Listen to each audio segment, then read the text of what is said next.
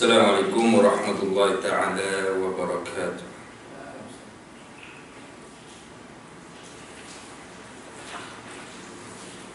A'udzu billahi minasyaitonir rajim. Bismillahirrahmanirrahim. Innal hamdalillah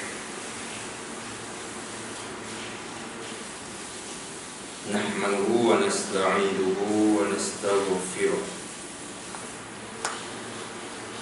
wa na'udzu billahi min shururi anfusina wa min sayyiati a'malina. Man yahdihillahu fala mudilla lahu wa man yudlil fala hadiya lahu. Asyhadu an la ilaha illallah wa asyhadu anna Muhammadan abduhu wa rasuluh.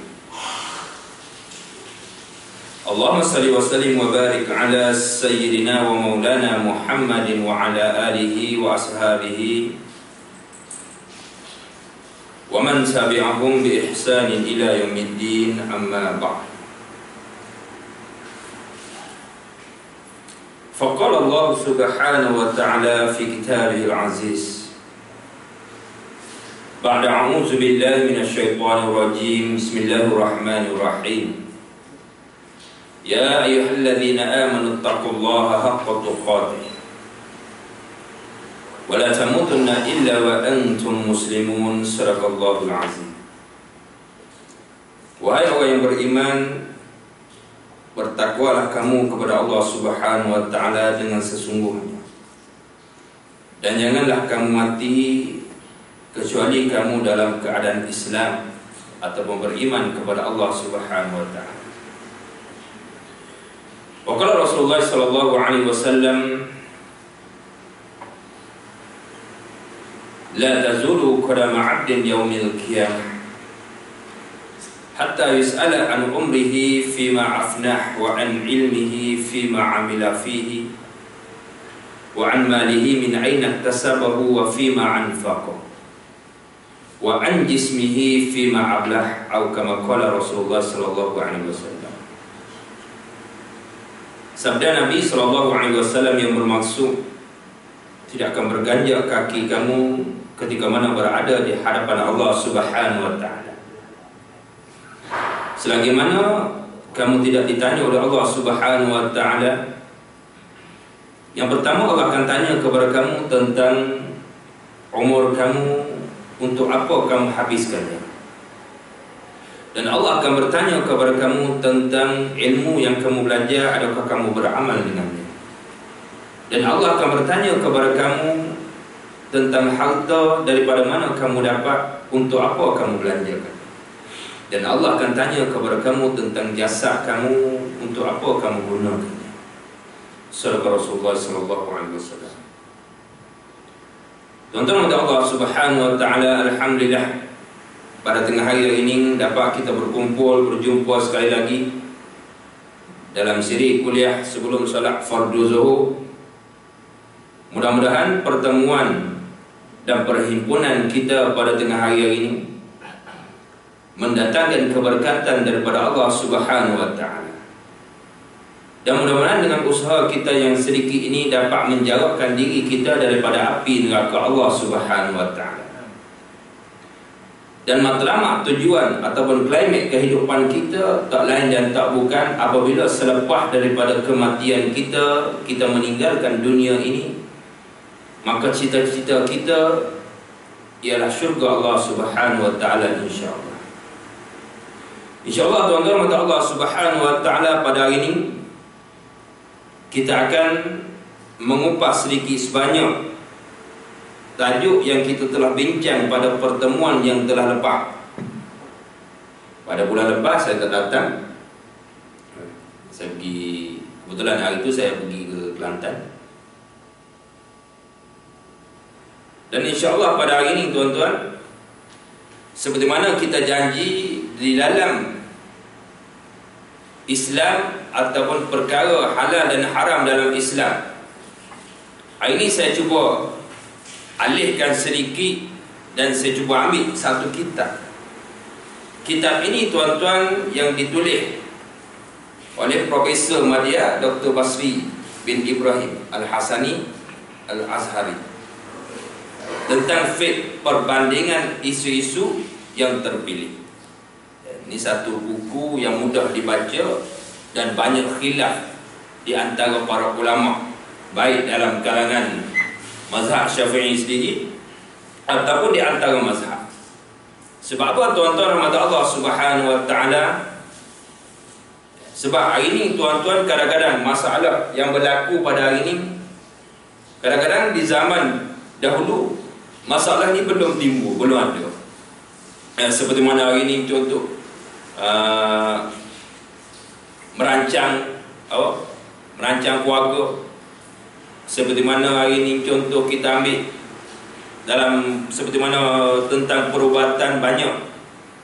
Walaupun para ulama dulu telah tinggalkan kepada kita, tapi hari ini tuan-tuan, ulama pada hari ini dia mengumpulkan segala kata-kata ataupun jawapan daripada ulama-ulama yang terdahulu dan telah dibukukan dalam sebuah kitab, ataupun kitab ini dipanggilkan fiqh muqarrar, fiqh perbandingan mazhab, baik dalam bab ibadah, dalam bab hiburan, dalam bab perubatan dan macam-macam lagi yang berlaku.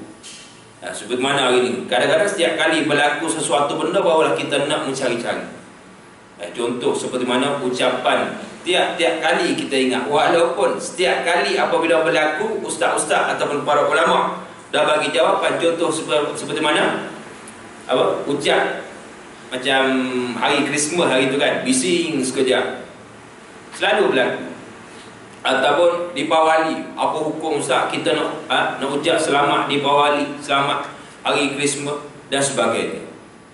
Jadi tuan-tuan rahmat Allah Subhanahu wa taala, pada ini tuan-tuan kita akan sambung dalam perbincangan kita dalam hiburan dalam perspektif Islam. Hari ini kita akan kupas tentang hukum nyanyian dan juga muzik.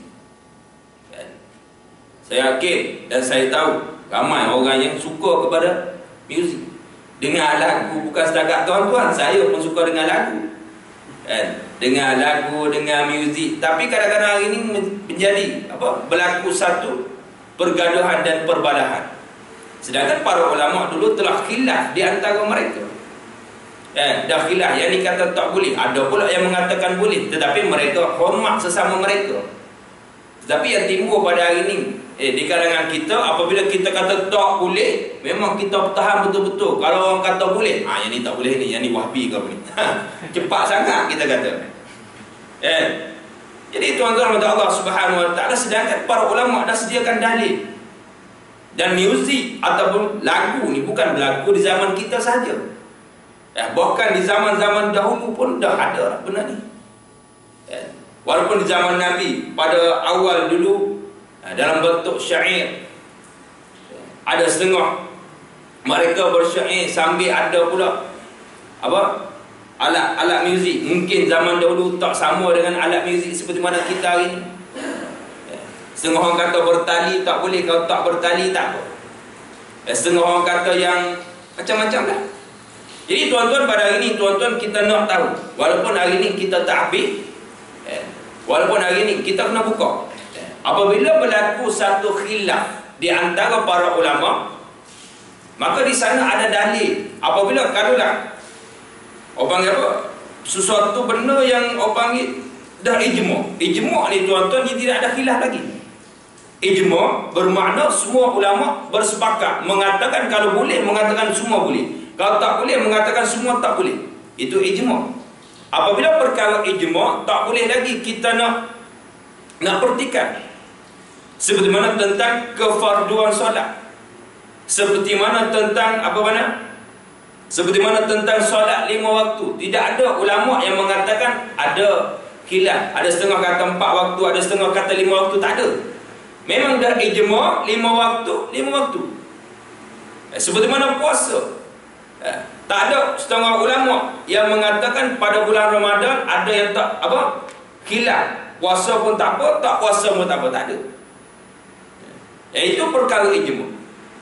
Apabila sebut perkara ijma', maka tak perlu kita nak bergaduh. Memang wajib kita kena ikut apa yang telah diijma' oleh para ulama. Sebab itu tuan-tuan, hukum asal dalam Islam, yang pertama Quran, yang kedua sunnah, yang ketiga ijma' ulama, yang keempat apa? Yang keempat ialah qiyas.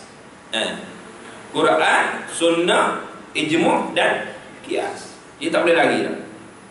Apabila ijma' kena ikut, dan ulama apabila qiyas ni ulama ambil daripada hukum lain, qiyaskan tentang sesuatu masalah yang berlaku.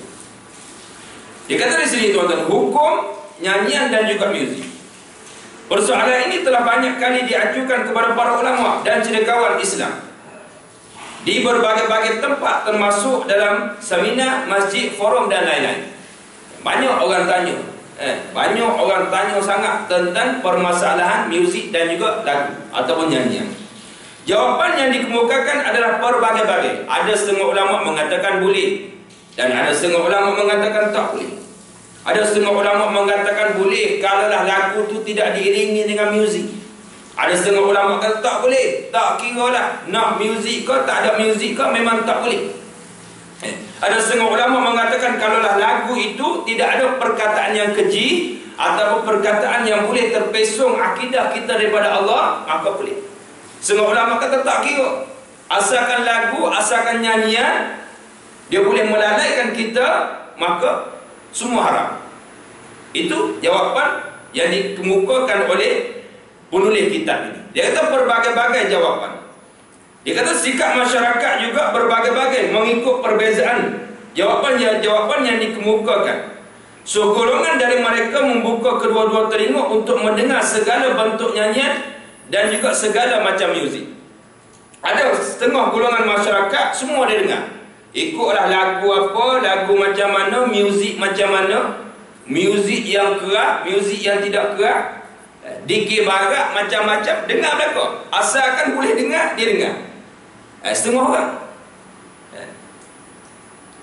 Kerana mereka mendakwa perkara tersebut halal dan termasuk dalam kebaikan-kebaikan yang dihalalkan oleh Allah kepada hamba-hambanya di dalam kehidupan. Kerana mereka mendakwa perkara tersebut adalah halal, menjadi suatu hiburan ataupun menjadi suatu yang boleh menenangkan hati. Setengah orang puasa serabut, dengar aja lagu, dia boleh menghilangkan. Tapi saya dah sebut hari tu tuan-tuan, walaupun lagu tu setengah ulama mengatakan boleh, tapi janganlah disebabkan boleh sehingga kita lupa untuk baca Quran, sehingga tinggal langsung Quran, kita lebih pilih kepada benda tersebut. Hari ini kita boleh menyanyi, apa salahnya kita boleh baca Quran? Kalau kita ada masa untuk dengar lagu, kenapa tidak ada masa untuk kita dengar Al-Quran? Jadi kita kena seimbang, ataupun kita guna untuk sesuatu. Kadang-kadang kita berasa boring, puas dan sebagainya, kita boleh dengar. Segolongan lagi menutup radio, menutup kedua telinga ketika mendengar apa jua bentuk nyanyian sekalipun. Setengah. Satu golongan lagi tak dengar langsung. Dalam kereta pun memang tak buka lah. Sesen radio tu memang tak ada. Kan saya dah kata, kalau nak kereta yang tak ada radio, beli Azia yang model baru. Ada satu bentuk Azia yang model baru yang tidak ada radio, yang paling murah.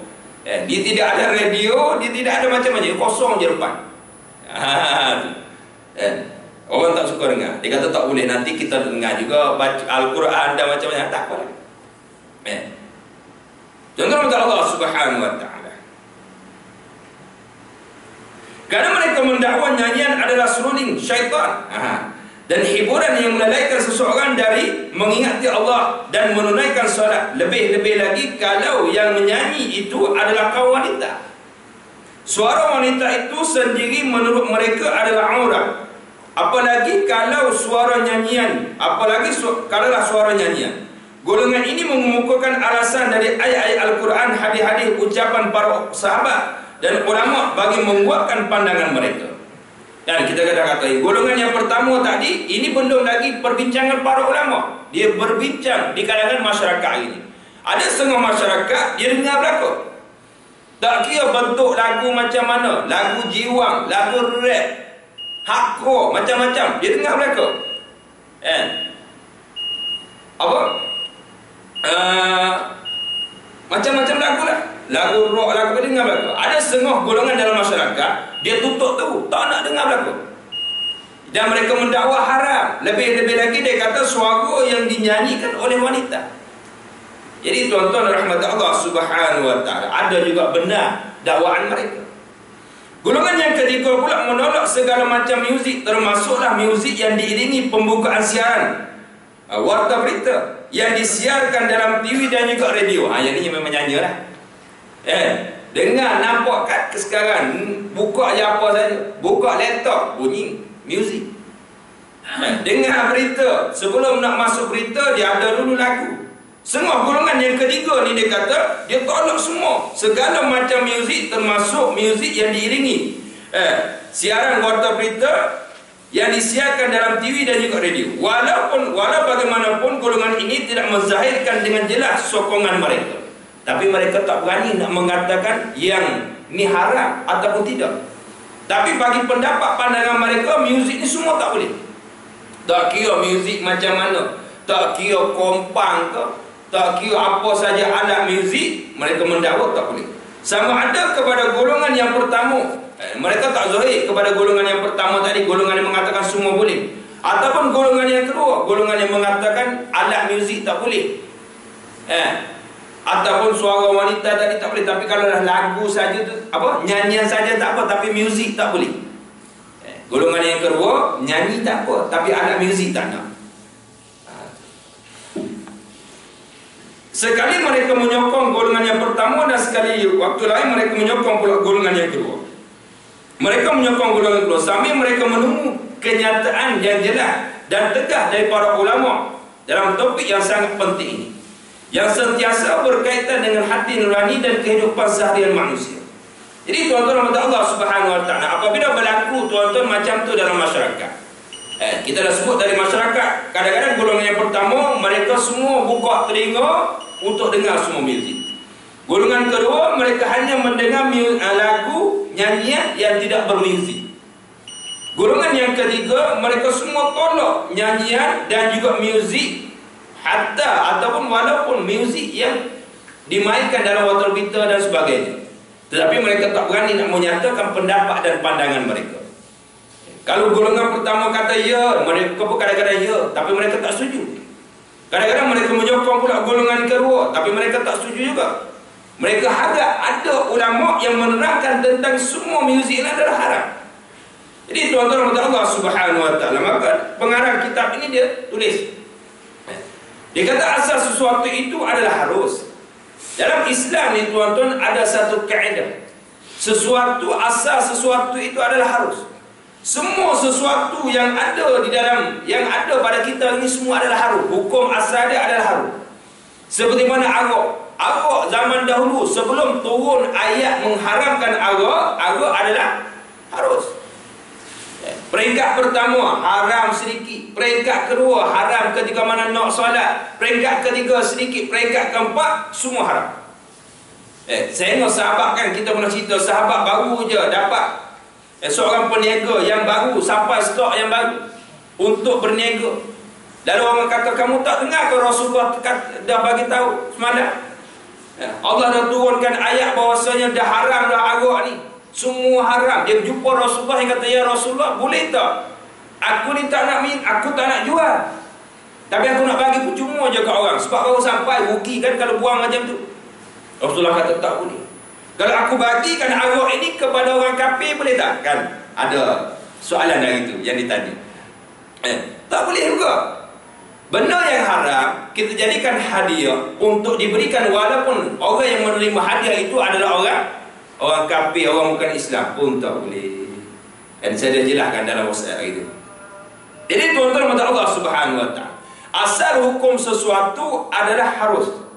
Ulama Islam telah menetapkan hukum asal pada sesuatu perkara itu adalah harus berdasarkan firman Allah Subhanahu wa taala, "Wallazi khalaqalakum ma fil ardi jami'an tsumma istawa ila as-sama' fasawwahunna sab'a samawat wa huwa bikulli syai'in 'alim."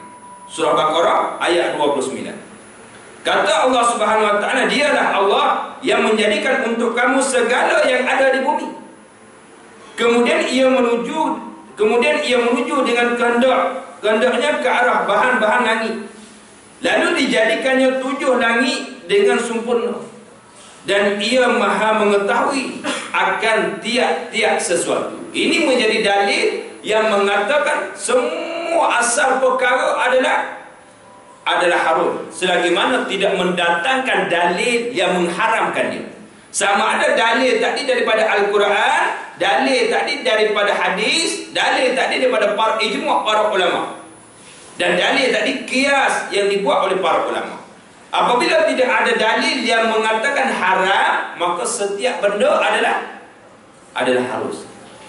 Sebab itu tuan-tuan kata Allah Subhanahu Wa Taala, kalau kita tanya sesuatu, kalau kita kata contoh hukum halal, orang hukum halal ni kita tak perlu datangkan dalil. Yang mengatakan haram tu perlu datangkan dalil. Contoh orang tanya, contoh tongkat Ali. Tongkat Ali kalau kita tanya halal ataupun haram, kita apa? Orang yang mengatakan halal dia tak perlu datangkan dalil.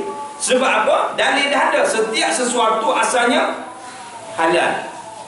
Jadi orang yang mengatakan haram tu dia perlu datangkan dalil. Orang kata muzik ni haram, mana dalil? Minta dalil. Kalau dia kata, kamulah yang kamu kata boleh, kamu perlu datangkan dalil. Tak payah. Yang perlu datangkan dalil adalah mereka yang mengharamkan dia. Boleh faham? Yang mengatakan, yang nak dalil daripada yang mengharam. Sebab apa? Sebab setiap sesuatu adalah harus hukum asal dia. Dan Allah turunkan dalil. Wallazi khalaqalakum ma fil ardi jami'an thumma istawa ila as-sama' fasawwahunna sab'a samawat wa huwa bikulli syai'in 'alim. Allah dah kata, dialah Allah yang menjadikan untuk kamu segala. Allah jadikan untuk kita segala. Lalu setiap benda yang Allah jadi, maka Allah telah mengharamkan dia. Contoh, Allah jadikan benda-benda yang haram. Contoh seperti mana binatang yang tak boleh makan. Lalu Allah sebut dalam Al-Quran, babi kamu tak boleh makan, arak kamu tak boleh minum, benda ni kamu jangan buat. Maka Allah telah mengharamkan dia. Apabila ada hukum yang jelas yang mengatakan haram, maka haramlah. Sehubungan dengan itu tidak boleh memutuskan haram sesuatu, mereka semestilah berlandaskan kepada nas yang sahih, lagi sahih dari kitab Allah Subhanahu Wa Taala dan juga sunnah Nabi atau ijma' yang sabit, lagi meyakinkan. Sebab itu sesuatu benda tak boleh kita nak mengatakan haram selagi mana tidak ada nas yang sahih lagi sahih. Tidak ada nas di dalam Al-Quran, walaupun cari dalam Al-Quran tak jumpa, cari dalam hadis. Dalam hadis pun tak jumpa, cari pula ijma' para ulama. Apabila jumpa dalam ijma' para ulama, maka haram dah. Kalau dalam tiga-tiga tak ada langsung, yang tak ada ni kena carilah. Bukan tak ada, mai kata tak ada je. Tak ada, mana ada hadis, tak boleh macam tu. Dia kena cari dulu. Kita tak boleh cari, kita boleh ikut para ulama. Lalu ulama dah buat kesimpulan-kesimpulan berdasarkan pandangan-pandangan para ulama tentang muzik dan juga nyanyian. Kita tengok tuan-tuan Allah Subhanahu Wa Taala. Pandangan para ulama, dia ada 3 pendapat dan juga pandangan. Hari ini tuan-tuan yang baru masuk, hari ini kita akan bincang tentang nyanyian dan juga muzik. Saya yakin semua suka dengar lagu ni. Ada yang suka dengar lagu je ni, apa 80-an dulu, yang baru dapat juara apa, Ayai Elusi, tu Gegar Organza, lama dah hilang, dia angkat balik, tu. Ataupun Mega, Rahmat Mega, macam-macam. Biasanya kita suka dengar lagu-lagu yang dulu. Jadi pandangan ulama, para ulama berbeza pendapat tentang aspek ini. Golongan yang pertama, golongan ini melarang sama sekali nyanyian, baik diiringi dengan alat muzik ataupun tidak. Kita pernah dengar dalil dia apa, jangan kita tolak tu, ini tak boleh, dia ada dalil. Kita kena hormati nas, hujah dan dalil dia. Walaupun kita kata aku suka, tak kira aku suka, mu tak suka ikut mu. Kalau kita nak apa, kita suka dengar, tanya mana dalil kamu, tak tahu. Memang aku suka dengar, aku dah dengar, memang dalil tak ada dalil pun aku suka dengar. Tak boleh juga.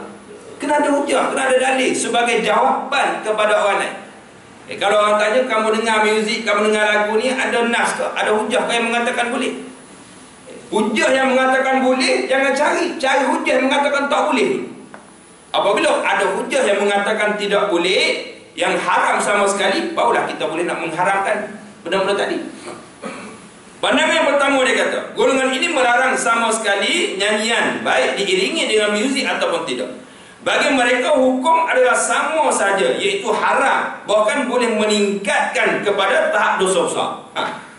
Golongan yang pertama, mereka kata haram sama sekali. Tak kira nyanyi, yang nyanyi saja, yang ustaz menyanyi dalam kuliah, ataupun menyanyi yang tidak ada muzik, ataupun kita menyanyi sambil bawa motor, sambil bawa kereta, ataupun menyanyi sambil-sambil nak datang ke surau, sambil-sambil berjalan, masuk dalam lift, seorang-seorang nyanyi.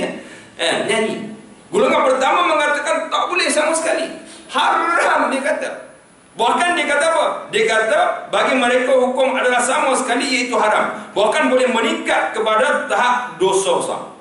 Ini kita boleh rujuk di dalam kitab, lihat dalam kitab Malamih Al-Mujtama' Al-Alazi Nanshuru, iaitu halaman muka surat 255, dan Al-Islam Wal Fan muka surat 31 hingga 32. Kitab yang ditulis oleh Syekh Yusuf Al-Qardawi. Itu pendapat pertama. Inilah pendapat yang dipegang oleh setengah ulama mazhab Hanafi. Bukan semua, bukan pendapat tetap dalam mazhab Hanafi, tapi sebahagian ulama dalam mazhab Hanafi. Dan juga sebahagian ulama dalam mazhab Hambali. Dan pandangan ini disandarkan juga kepada Al-Imam Malik. Ini pendapat Imam Malik sendiri. Bukan dalam mazhab Hanafi, bukan pendapat rasmi. Tapi ada ulama di kalangan mereka selepas daripada kewafatan Imam Hanafi, ada ulama, sebahagian daripada ulama mereka yang mengatakan haram. Sebahagian ulama lagi yang mengatakan boleh. Macam kita mazhab Syafi'i. Mazhab Syafi'i sendiri ni tuan-tuan, banyak lagi khilaf. Kita tak boleh cerita tentang khilaf antara mazhab. Khilaf dalam mazhab sendiri pun banyak lagi. Khilaf dalam mazhab sendiri pun masih banyak lagi.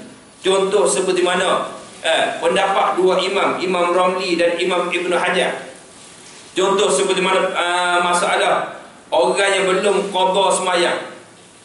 Orang yang belum qada semayang tidak boleh nak semayang sunat. Pendapat Ibn Hajar tak boleh. Tapi pendapat Imam Zarkashi boleh. Tak boleh nak apa? Tak boleh. Kalaulah dia belum lagi qada semayang, dia tak boleh nak semayang sunat, apa-apa sunat dia tak boleh semayang, kecuali dia sudah qada semayangnya. Bukan tak sah, tapi haram dia ambil waktu itu untuk semayang sunat, sedangkan dia ada waktu untuk, sedangkan dia boleh untuk isi apa? Qada semayang dia. Sebab itu tuan-tuan Allah Subhanahu Wa Taala, memanglah yang afdal kita qada dulu. Dan kalau hari ini kita masih terlekat yang lama-lama, berapa banyak ustaz, berapa lama kita nak qada, setakat mana kita ingat, setakat mana kita rasa Allah, aku ni banyak dulu tinggal semayang. Zaman-zaman rock and roll dulu, zaman-zaman muda pop ye dulu kan, zaman-zaman keluar kaki besar kat bawah dulu,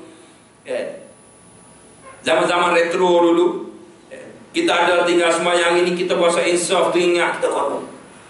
Paling-paling tidak tuan-tuan, lepas contoh zuhur, lepas semayang zuhur, kita semayang dulu zuhur, lepas semayang zuhur, daripada kita semayang sunat rawatib, kita buat semayang qada.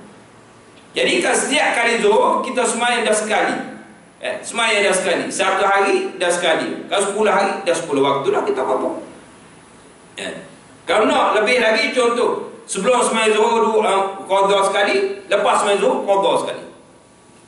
Sebab apa tuan-tuan Allah Subhanahu Wa Taala? Kalau pendapat Imam Ibn Hajar tuan-tuan, tak boleh kita nak semayang sunat, tak boleh kita nak ambil masa. Contoh orang yang belum qada semayang, masa untuk dia lepak kat kedai, masa untuk dia main bola, dia main futsal, dia tengok TV, dia tak guna untuk dia qada semayang, tengok TV dia pun berdosa. Dia lepak kat kedai mamak, lepak dia pun berdosa. Dia duduk saja main WhatsApp dia pun berdosa. Walaupun share benda molek, walaupun share benda baik. Sebab apa? Sebab dia tak ambil masa tersebut untuk qada. Ini pendapat yang kerap di dalam mazhab Syafi'i sendiri. Jadi tuan-tuan kata Allah Subhanahu Wa Taala. Sebab itu tuan-tuan kita nak cerita khilaf di antara ulama dalam mazhab kita pun masih banyak. Khilaf ni tuan-tuan jangan kita buat sabu. Khilaf ni adalah satu rahmat. Kata Ibn Hajar tadi tak boleh. Tapi Imam Zarkashi kata boleh, tak apa. Kamu nak sembahyang sunat pun boleh. Janji kamu nak qada lah yang lepas. Jangan kamu biarkan begitu saja kamu qada. Jadi apa? Jadi banyak. Jadi apa luah bagi kita. Lapang sikit ada. Ada juga ulama yang mengatakan boleh. Semua kata kenapa kena ada mazhab? Semua tanya kenapa kita perlu bermazhab? Tak boleh kalau kita ikut Quran Sunnah saja. Kita tengok macam ni tuan-tuan. Dengan bermazhab inilah tuan-tuan, hadis Nabi yang Nabi sebut semua dipakai. Contoh. Contoh hadis yang dipakai oleh mazhab Hambali. Hadis yang dipakai oleh mazhab Hambali, ada setengah hadis dia tak pakai. Tapi yang dia tak pakai itu Syafi'i pakai. Ada yang Syafi'i tak pakai, Malik pakai. Jadi apa yang Nabi sebut tuan-tuan semua tak sia-sia. Walaupun mazhab ni kata ini hadis dhaif, Syafi'i kata tak, ini tak dhaif. Walaupun Syafi'i kata yang ni tak boleh pakai, Hambali kata tak, yang ni boleh. Jadi semua yang Nabi sebut tadi semua diguna, semua dipakai. Jadi apa yang Nabi sebut tadi tuan-tuan kita tak buang, tidak sia-sia apa yang Nabi sebut. Walaupun kita kata hadis ni dhaif, mungkin dhaif di sisi mereka, tapi tidak dhaif di sisi orang lain. Itu pendapat yang pertama tuan-tuan. Pendapat yang pertama yang melarang terus tentang muzik, tak kira muzik nyanyian, tak kira yang diiringi dengan muzik ataupun tidak. Pendapat yang kedua, golongan ini melarang nyanyian yang diiringi dengan muzik. Nyanyi saja tak apa, tapi kalau ada muzik tak boleh, dia kata haram. Kalau kamu nak menyanyi setakat jalan kaki sambil-sambil buat motor menyanyi, tapi kalau kamu nak masuk karaoke yang ada muzik, tak boleh. Ini pendapat yang kedua. Jangan kita melatah lagi. Pendapat tamu tadi, asyik tak boleh yang mana boleh? Tunggu, ada yang boleh. Dan mengharuskan jika tidak diiringi dengan alat muzik. Mereka mengharamkan nyanyi yang diiringi dengan muzik dan mengharuskan nyanyian yang tidak diiringi dengan muzik. Di kalangan golongan ini ada juga yang membolehkan setiap nyanyian, baik dengan diiringi oleh muzik ataupun tidak. Bahkan mereka berpendapat nyanyian itu adalah sunnah ataupun sunnah. Ada setengah pendapat mereka boleh juga. Walaupun mereka kata menyanyi boleh, tak boleh diiringi dengan muzik. Ada setengah daripada mereka boleh juga. Tapi lagu-lagu tadi jangan sampai kata-kata tadi keji dan sebagainya. Itu pendapat yang kedua. Ingat sikit. Mana kata bolehlah menyanyi tu, tapi jangan diiringi dengan muzik. Kalau kita dengar lagu hari ni tak ada dalam radio, payah nak cari lagu yang tidak ada muzik kan. Semua ada muzik. Kadang-kadang lagu tak ada muzik saja pun ada. Ini pendapat kedua. Golongan yang ketiga, golongan ini mengharuskan nyanyian asal saja tidak mengandungi perkara mungkar dan seni kata yang tidak elok. Ini kita. Jadi yang ringan sikit. Pandangan ini dipegang oleh setengah ulama mazhab Hanafi, Hambali dan juga Al-Imam Syafi'i. Inilah pandangan yang diterima pakai oleh Al-Azhar dan Dar Al-Iftar Mesir. Inilah juga pandangan yang dipegang oleh Al-Imam Syahid Hasan Al-Banna, pengasas gerakan Ikhwan Muslimin Mesir.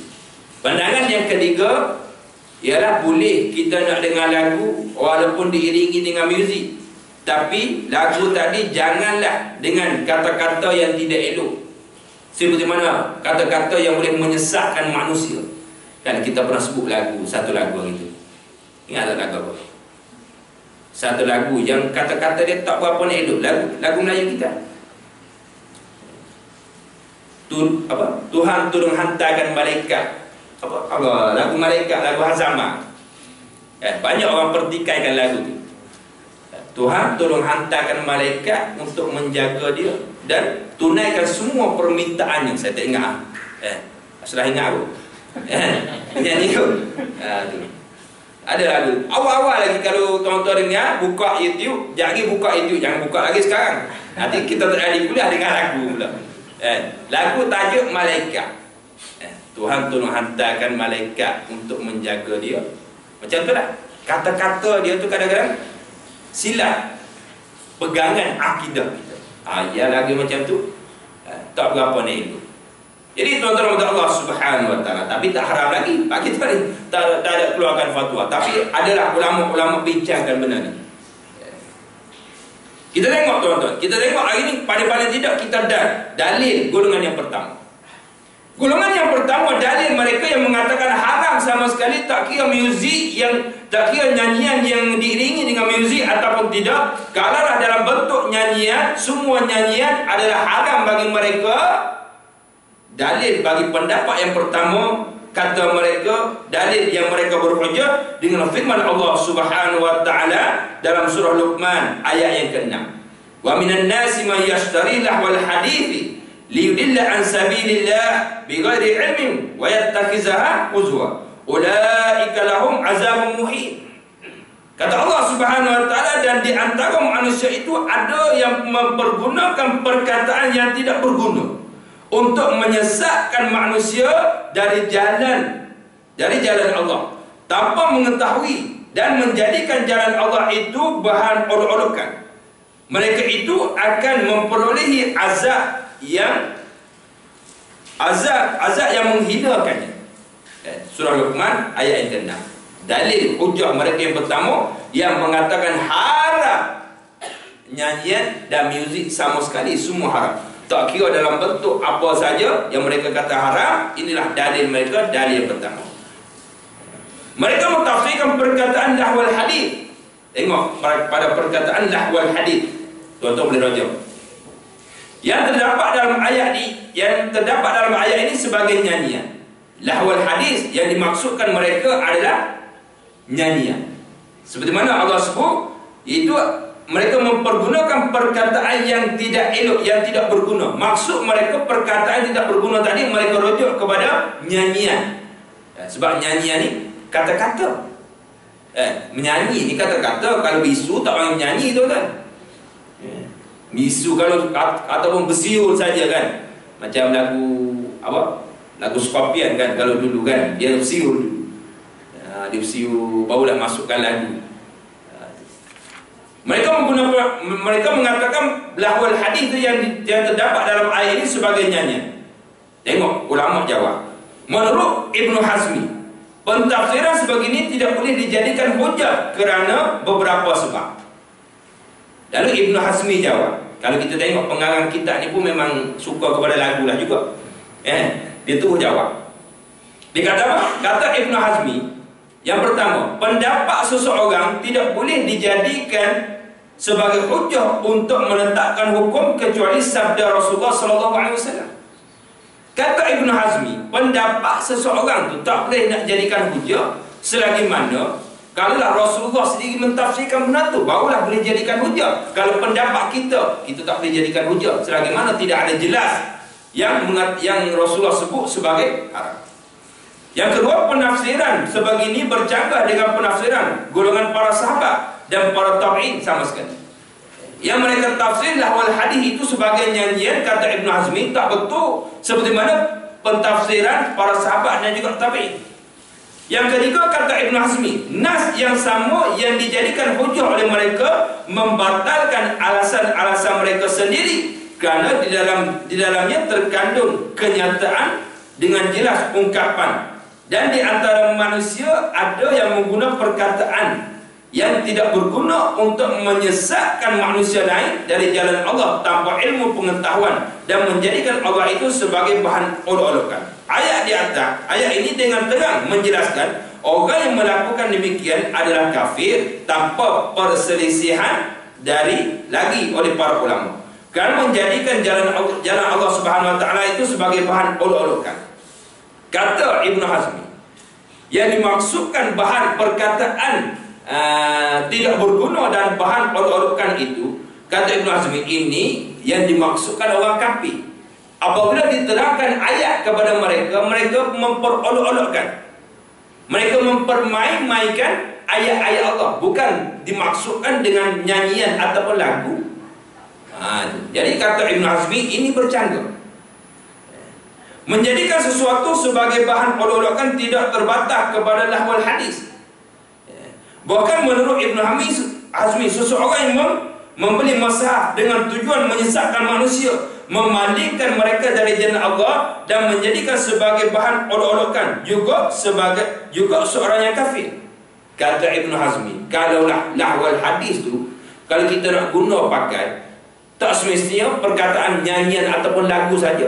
Kalau kita beli Quran dan kita bagi kepada manusia, dan kita menyesatkan manusia dengan Al-Quran, kita tafsir macam-macam supaya manusia sesat, itu pun boleh menjadi kafir juga. Ataupun dikata lagi, inilah perkataan yang dikeji oleh Allah Subhanahu Wa Taala. Allah Subhanahu Wa Taala tidak mengkeji orang yang membeli perkataan yang tidak bermanfaat untuk seronok-seronok dan menghiburkan diri, dan bukan bertujuan menyesatkan manusia dari jalan Allah Subhanahu Wa Taala. Kata Ibn Hazmi, Allah tidak keji manusia yang menggunakan perkataan yang tidak manfaat untuk berseronok-seronok dan berhibur, dan bukan tujuan untuk menyesatkan manusia. Sekadar dia menyanyi untuk seronok diri dia, sekadar dia bercakap untuk seronok diri dia, tapi tidak ada niat dan tujuan untuk nak menyesatkan manusia, maka itu tak ada masalah. Cuma dia tak dapat manfaat untuk diri dia je lah. Tapi tak ada tujuan untuk nak supaya manusia sesat dengan dia buat lagu. Kalau dia ada, memang dah ada tujuan niat dia, kalau dia buat lagu, dia menyanyi supaya manusia lain sesat, terikut-ikut dengan cara dia dan sesat, itu memang haram dah.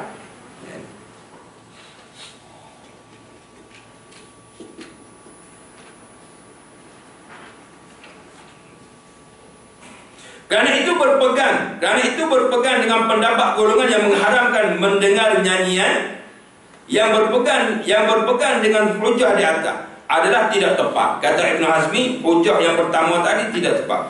Begitu juga dengan orang yang sengaja meninggalkan solat kerana menyibukkan diri dengan membaca Al-Quran, membaca hadis, bercakap, menyanyi dan lain-lain adalah fasik dan dikira sebagai derhaka kepada Allah.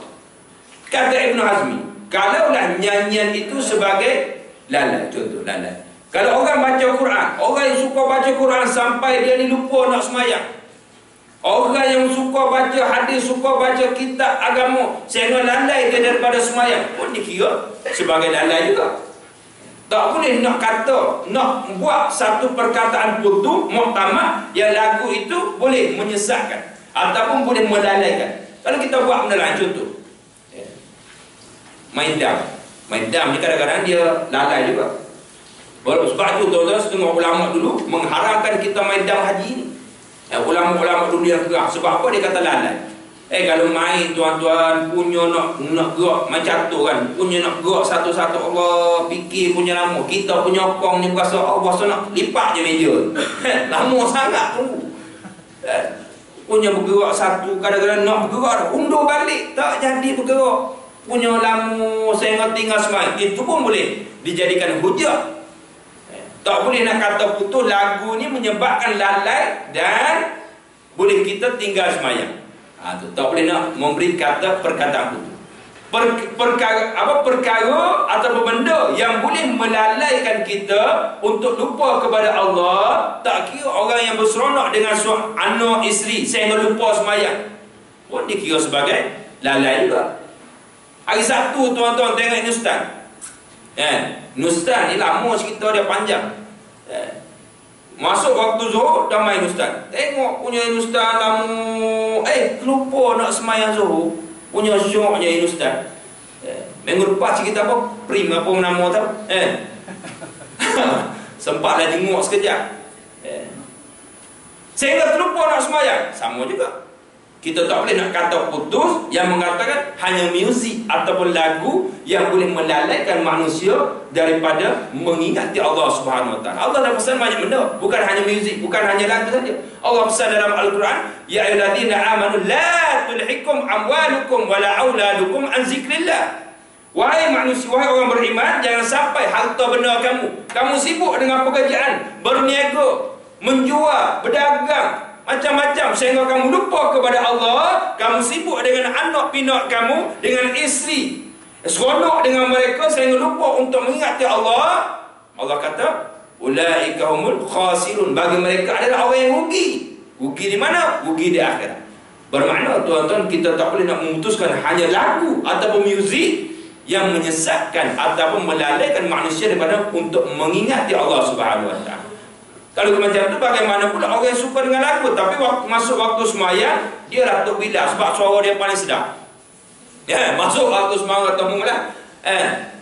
Sebab suara kamu sedap, kamulah. Kan kita tengok dalam video tu kan, yang siapa Azamah ke siapa kan dalam video cerita apa tak ingat saya. Azam punya sedap. Biasa Tok Bilal biasa azan tak ramai orang datang masjid. Tiba-tiba dia azan sekali ramai datang masjid. Jadi tuan-tuan Allah Subhanahu Wa Taala ada juga setengah macam tu. Jadi tuan-tuan Allah Subhanahu Wa Taala itulah dalil hujjah golongan yang pertama, dan dalil yang kedua insya-Allah kita akan sambung pada pertemuan yang akan datang. Ibnu Hazmi dia jawab ada. Dalil yang pertama tadi yang mengatakan lahwul hadis itu perkataan yang tidak berguna, perkataan yang olok-olok,